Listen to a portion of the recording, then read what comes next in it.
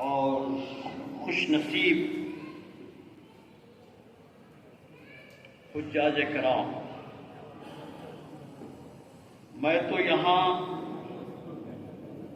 آپ کی دعائیں لینے کے لیے حاضر ہوا۔ روایات میں آتا ہے کہ 40 دن تک، اور بعض روایات میں ہے کہ 100 دن تک ایک حاجی کی دعا قبول کی جاتی ہے۔ نبی صلی اللہ علیہ وسلم نے خود حاجیوں سے دعا کروائی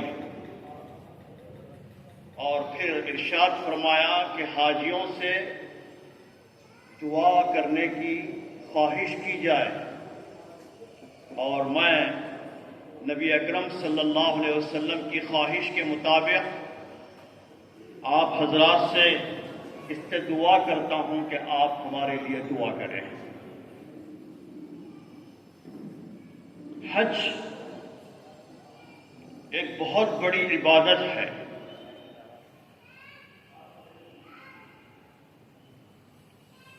اللہ تعالی نے فرمایا کہ فلا رفث ولا فسوق ولا جدال فی الحج، کہ حج میں نہ شہوانی فعل ہو، افعال ہوں،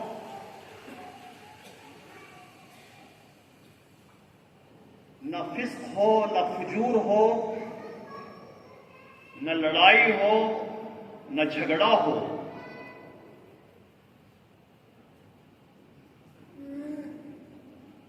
اور پھر ایسا حج جس نے کیا، من حج للہ فلم یرفث ولم یفسق رجع کأمن ولدت امہ، جس نے ایسا حج کیا جو اللہ کے لیے، اور اس میں نہ شہوت ہوئی، نہ فسق و فجور ہوا، پرہیزگاری سے معمور ہو کر وہ پلٹا، تو گویا ولدتن امہ، کہ گویا وہ ابھی اپنی ماں کی پیٹ سے پیدا ہوا۔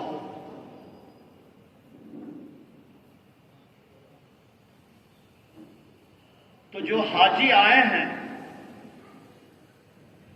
اس کیفیت کے ساتھ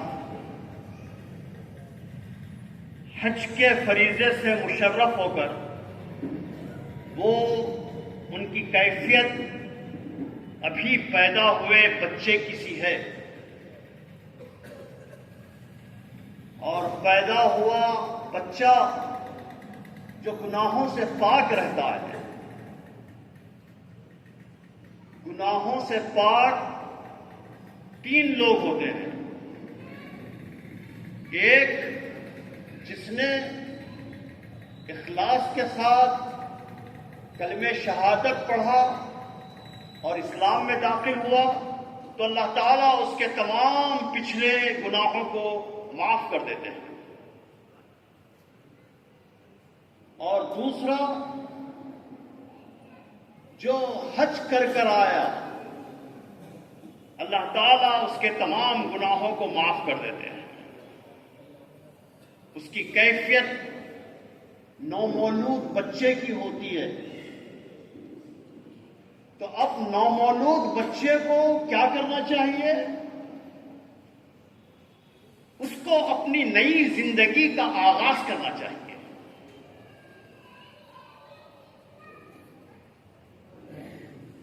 نئی زندگی کا آغاز،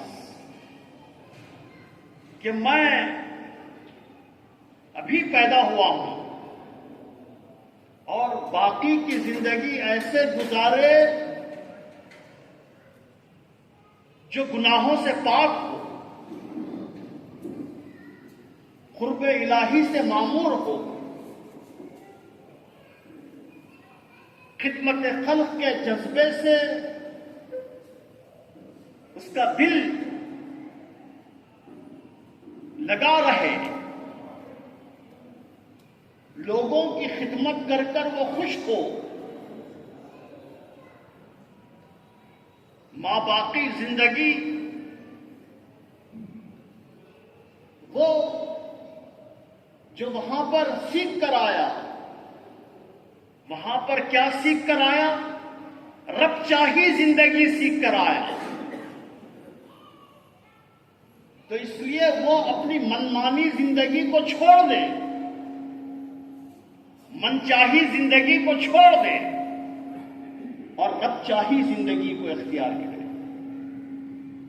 ہر وقت یہ دیکھتا رہے کہ میرا رب کس سے خوش ہوتا ہے، میرے رب نے کیا حکم دیا ہے مجھے۔ تو اس کے لیے ضروری ہے کہ وہ علم بھی حاصل کرے۔ حاجی کی ذمہ داری ہے یہ، ورنہ حج کوئی ٹور کا نام نہیں ہے، کوئی تفریح کا نام نہیں ہے۔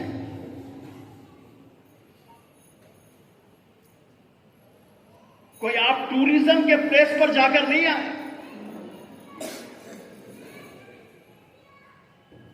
ہر عبادت کے فوائد اللہ نے بیان کیے۔ نماز کا فائدہ بیان کیا کہ ان الصلاۃ تنہی عن الفحشاء والمنکر، یقیناً نماز فحش،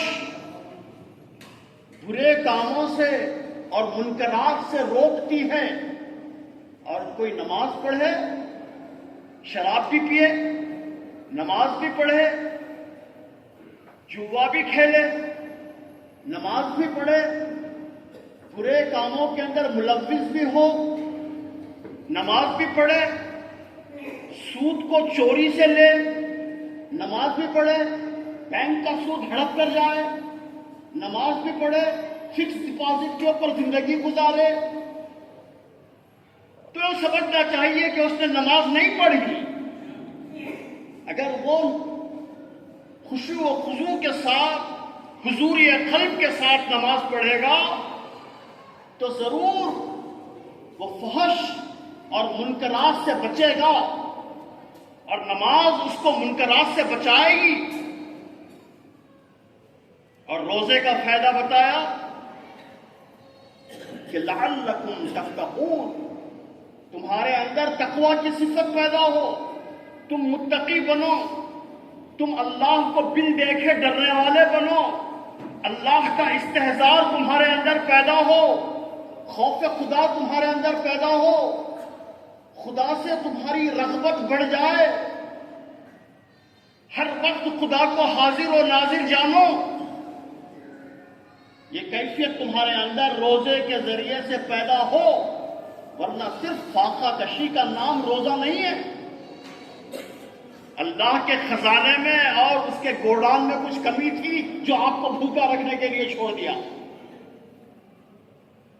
زکوٰۃ کا فائدہ یہ بتایا کہ اس سے غربت کا خاتمہ ہوتا ہے، اس سے انسان کے اندر جو حب مال ہے وہ کم ہوتا ہے، مال کی محبت اس کی ختم ہوتی ہے۔ تو آپ کو آنکھوں سے دکھائی دینا چاہیے کہ غربت کم ہو رہی ہے۔ اب ایک خاندان ہے، اس خاندان کو میرے دادا حضرت زکوٰۃ دیا کرتے تھے، میرے والد صاحب بھی دیا کرتے تھے، اور میں بھی دے رہا ہوں، تو کیا غربت ختم ہوئی؟ افلاس ختم ہوا؟ وہ خاندان تو آپ کے اوپر ڈپینڈ ہے آج بھی۔ اس لیے فقہ الزکوٰۃ میں علامہ یوسف القرضاوی رحمۃ اللہ علیہ لکھتے ہیں کہ اگر کسی کو زکوٰۃ دو تو اتنی دو کہ وہ آئندہ زکوٰۃ دینے کے قابل ہو جائے، آنکھوں سے دکھے غربت کے گرتے ہوئے۔ لیکن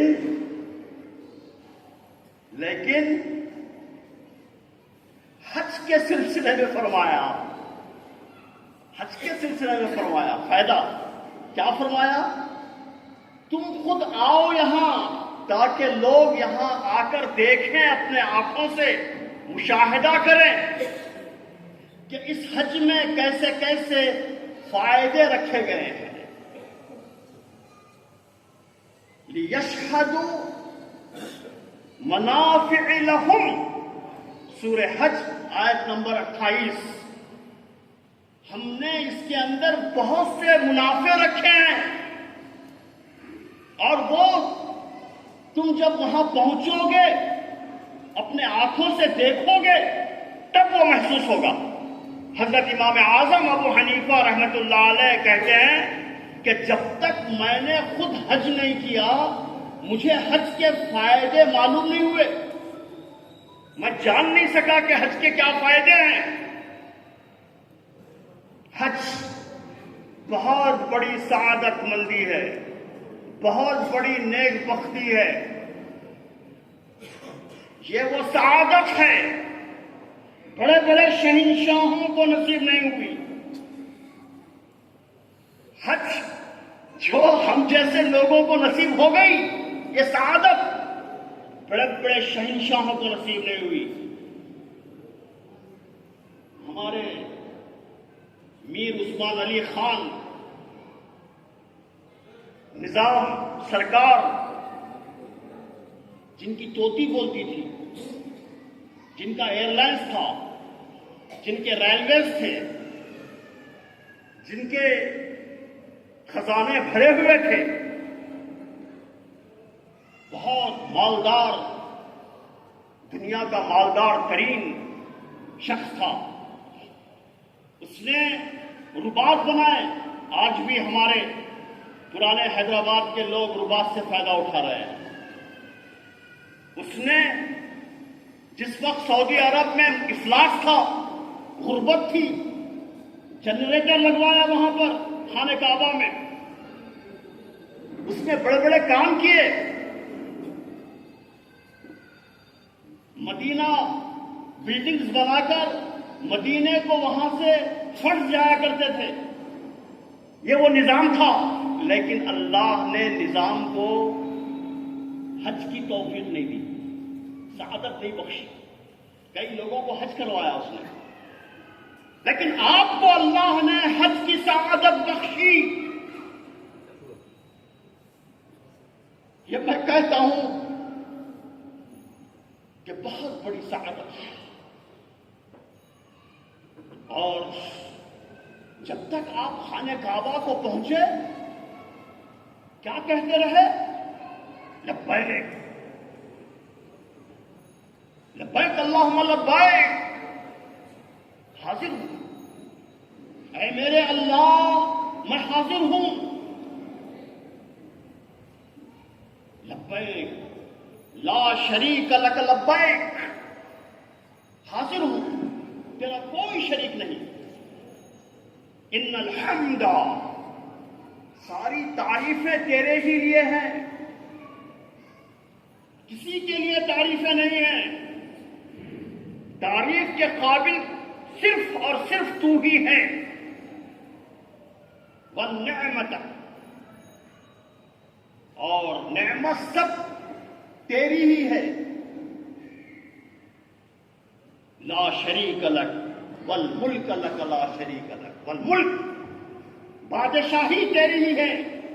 چونکہ ہمارا تصور دین محدود ہے، چونکہ ہم کو اتنا ہی پڑھایا گیا کہ یہ کلمات کہو، ہم کو اتنا ہی سکھایا گیا حج کی ٹریننگ کے اندر، یہ حج کمیٹی کے لوگوں کے ذریعے سے یہ تلبیہ پڑھو، اس کو دہراتے رہو، آواز کے ساتھ میں پڑھو، لیکن اس کے معنی اور مطالب نہیں بتایا۔ کیا بتایا اس میں؟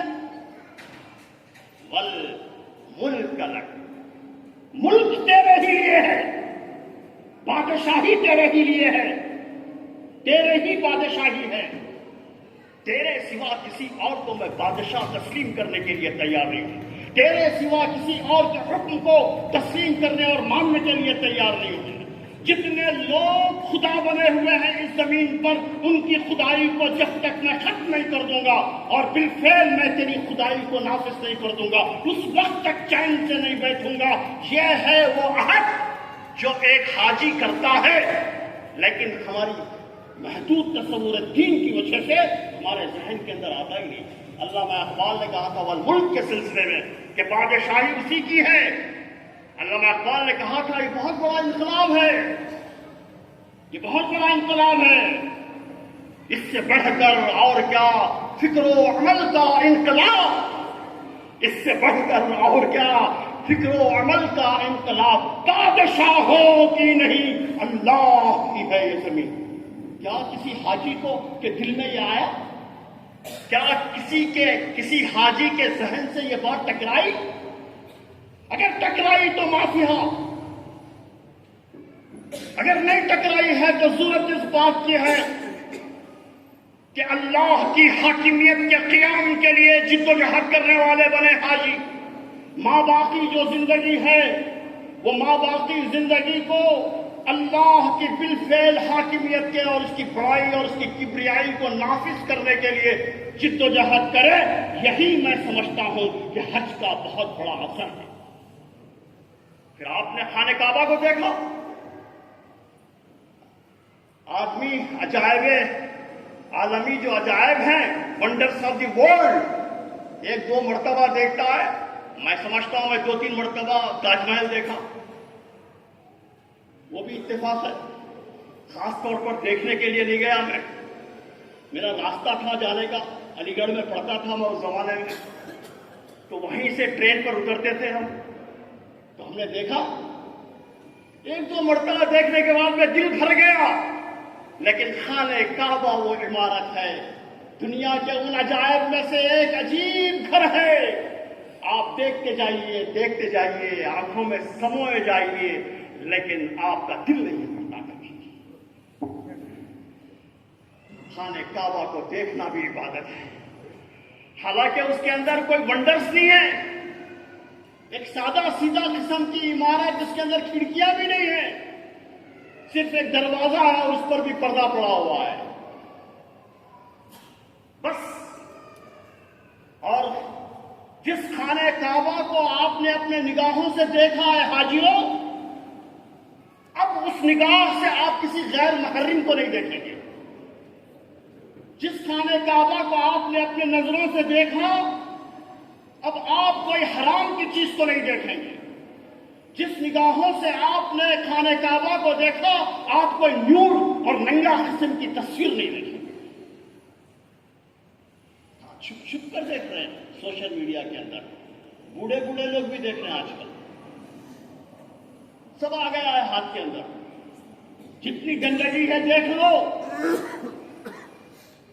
اس لیے یہ آنکھ اب حرام کی چیز کو نہیں دیکھ سکتی،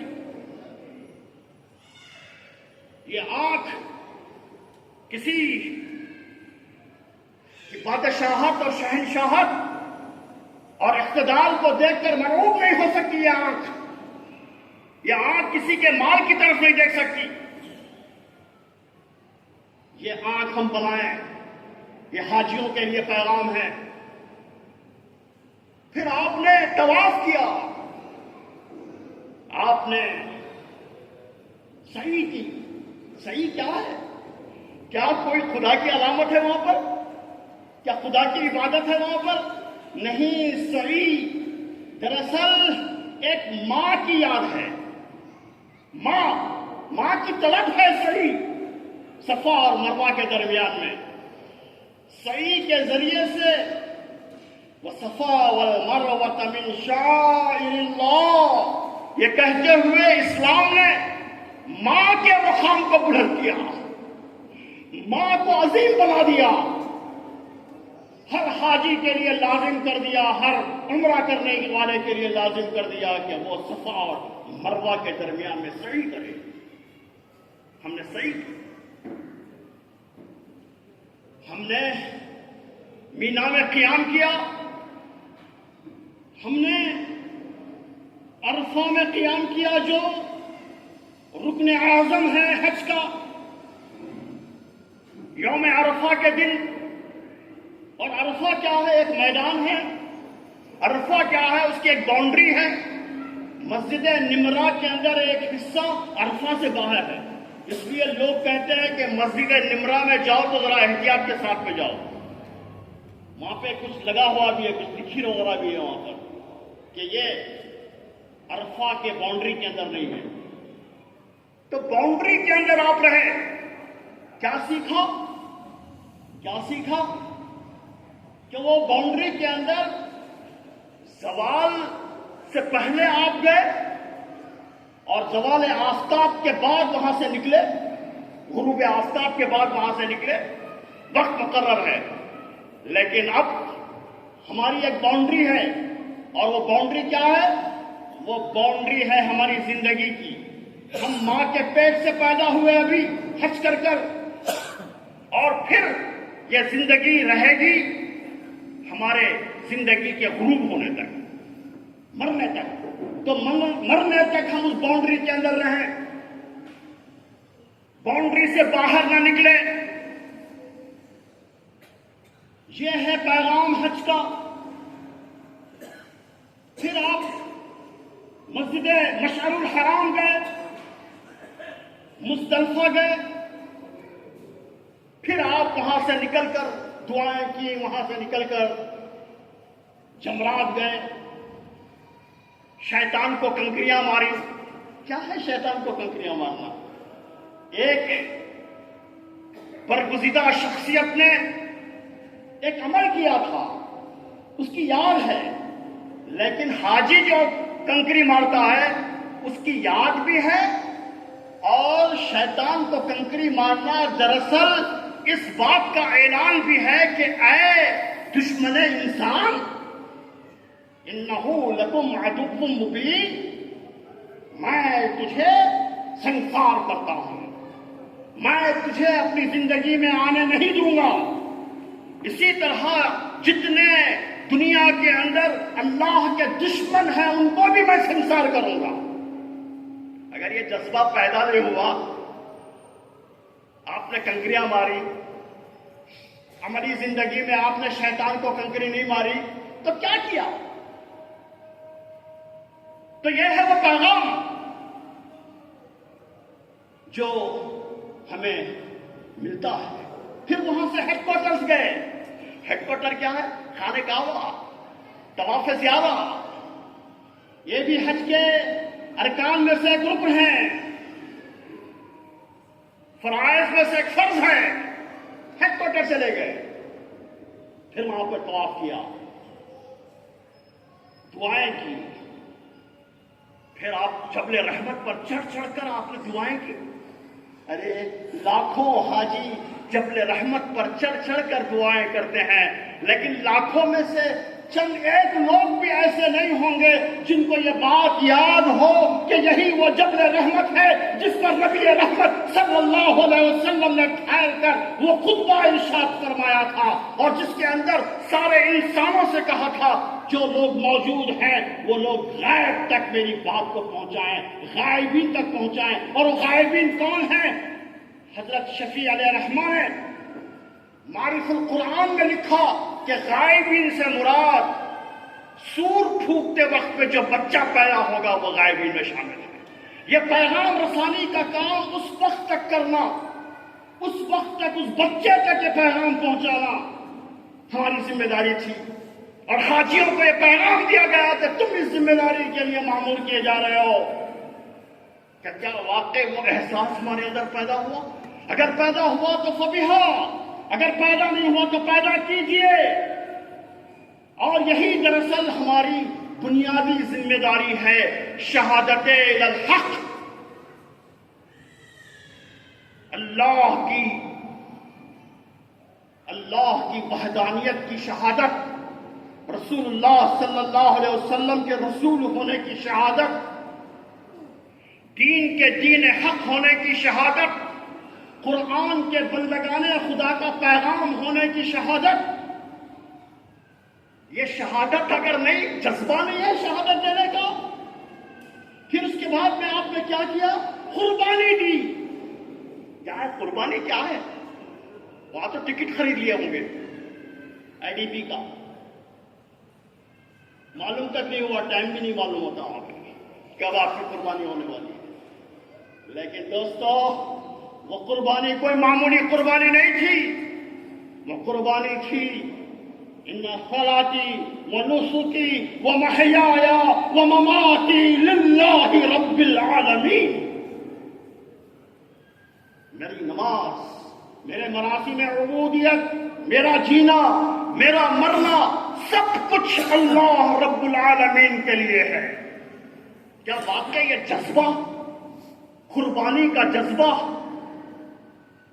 فدائیت کا جذبہ، اللہ کے دین کی راستے میں قربان ہو جانے کا جذبہ، اپنے آپ کو کھپا دینے کا جذبہ حاجیوں میں پیدا ہوا؟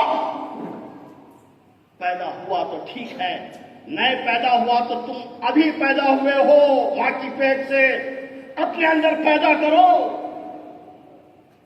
جماعت اسلامی ہند نے یہ جو پروگرام رکھا، اسی لیے رکھا کہ حاجیوں کو وہ پیغام دیا جائے جو پیغام وہاں سے وہ لے کر آئے، وہ پیغام لے کر آئے کہ ہم نے ایک فقیرانہ لباس پہنا تھا، یہاں عالی شان قسم کے کپڑے تھے، 10-10 لاکھ روپے کی ساڑیاں تھیں، 10-10 لاکھ روپے کے سوٹ تھے۔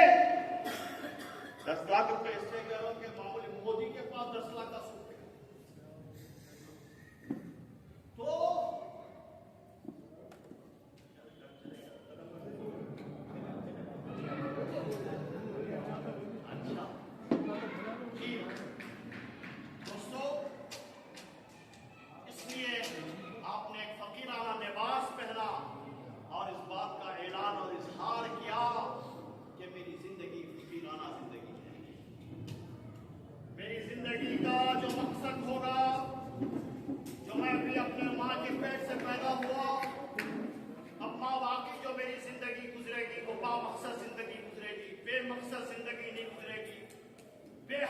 زندگی نہیں گزرے گی، اس زندگی کے اندر مقصدیت ہوگی، اور اعلان کرے ہر حاجی کہ میری زندگی کا مقصد تیرے دین کی سرفرازی، میں اسی لیے مسلمان، میں اسی لیے نمازی۔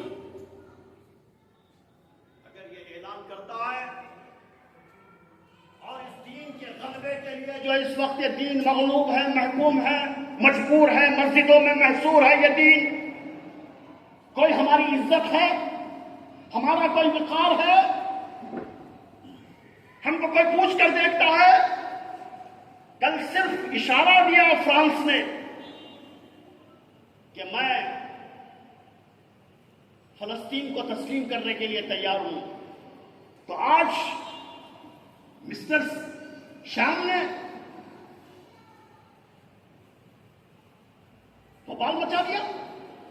آپ کی کوئی عزت ہے؟ بچے پانی کے لیے، دودھ کے لیے، روٹی کے ٹکڑوں کے لیے بل بلا رہے ہیں، دواؤں کے لیے۔ 10 لاکھ لوگ تو وہ ہیں جو معذور ہو چکے ہیں، 10 لاکھ لوگ وہ ہیں جن کو فوری اچھے ہاسپٹل میں علاج کی ضرورت ہے غزہ میں۔ امت مسلمہ کی اتنی بڑی تعداد، لاکھوں کی تعداد میں خانہ کعبہ میں دعائیں، میدان عرفات پہ دعائیں، لیکن کیوں بے اثر ہیں؟ کیوں بے اثر ہیں؟ اس کا اثر کیوں نہیں ہوتا؟ اس کا اثر اس لیے نہیں ہوتا کہ ہم نے اپنی مقصدیت کو کہیں کھو دیا ہے۔ ہم کس لیے زندہ ہیں ہم کو نہیں معلوم ہے، ہم بھی جانوروں کی طرح اور عام لوگوں کی طرح زندگی بسر کر رہے ہیں۔ ہماری زندگی اور عام لوگوں کی زندگیوں کے درمیان میں کوئی فرق نہیں ہے۔ وہ بھی مادہ پرست ہیں، ہم بھی مادہ پرست ہیں، وہ بھی نسل کو آبیاری کر رہے ہیں، ہم بھی نسل کی آبیاری کر رہے ہیں، وہ بھی کاروبار کر رہے ہیں، ہم بھی کاروبار کر رہے ہیں، لیکن ہماری زندگی کے اندر کوئی مقصد نہیں ہے۔ آئیے حج سے واپسی کے بعد میری عمیق گہرائیوں کے ساتھ مبارکباد بھی قبول کیجیے، اور پھر دعائیں بھی دیجیے، عزم کیجیے، حوصلہ کیجیے عزم اور حوصلے کے اندر جو قوت پائی جاتی ہے، جو طاقت پائی جاتی ہے، بڑی سی بڑی طاقت کے اندر وہ طاقت نہیں پائی جاتی جو عزم اور حوصلے کے اندر طاقت پائی جاتی ہے۔ انسان نے عزم کیا تو ہوا میں اڑنے لگا، انسان نے عزم کیا تو وہ ہمالیہ پر چڑھ گیا، انسان نے عزم کیا تو پانی میں ایسا تیر رہا ہے کہ مچھلی بھی وہاں پر تیر نہیں سکتی۔ انسان نے عزم کیا، انسان کے عزم اور ارادے کے اندر وہ قوت پائی جاتی ہے۔ میں حجاج کرام سے میں گزارش کروں گا کہ وہ عزم کریں، حوصلہ کریں، نئی زندگی کا آغاز کریں، اپنی زندگی کے نئے ورق کو شروع کریں۔ اور اسی کے لیے ہم نے حج کیا تھا۔ حج ہم نے تفریح کے لیے نہیں کیا تھا، حج لوگوں کو بتانے کے لیے نہیں کیا تھا، حج ہم نے سیلفیاں لینے کے لیے نہیں کیا تھا۔ حج ہم نے کہ ایک حاجی صاحب نے کہا کہ صاحب آئے ملنے کے لیے تو اپنے کسی ملازم یا بیٹے سے کہا کہ وہ تیسرے حج کا جو زمزم ہے وہ لے کر آؤ مٹکے میں سے۔ ختم ہو گیا، کام ختم ہو گیا اس کا۔ اس لیے حج کیے ہیں تو قبولیت بھی بے حد ضروری ہے، قبولیت بھی بے حد ضروری ہے۔ اللہ کے نبی صلی اللہ علیہ وسلم اور آپ کے اصحاب رضوان اللہ تعالی اجمعین ہمیشہ اس فکر کے اندر رہتے تھے کہ ان کے اعمال قبول ہو جائیں، ان کی نیکیاں قبول ہو جائیں۔ اس لیے ہم قبولیت کے لیے بھی دعا کریں، اور ہم بھی آپ کے لیے دعا کرتے ہیں، آپ ہمارے لیے دعا کریں۔ اللہ تعالی ہمارے ساتھ خیر کا معاملہ فرمائے۔ وآخر دعوانا ان الحمد للہ رب